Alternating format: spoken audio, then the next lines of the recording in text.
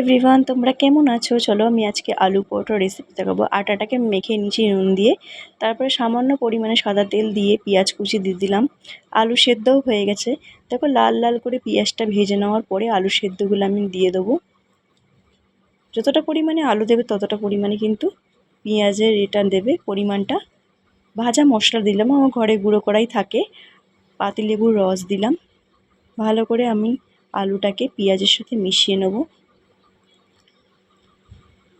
ভালো করে মিশিয়ে নেওয়ার পরে আমি ধনেপাতা কুচি দিয়ে দিলাম। ভালো করে মিক্সড করে নেওয়ার পরে দেখো আলুর পুর রেডি। আমি আটার লেচির মধ্যে আলুর পুরটাকে ভরে দিলাম। অবশ্যই যেন আলুর পুরটা যেন ঠান্ডা থাকে, তাহলে না হলে ফেটে যাওয়ার চান্স বেশি থাকবে। দেখো সাদা পরিমাণ তেল দিয়ে এপিট ওপিট করে আমি ভেজে নেব। আমার আলু পরোটা রেডি।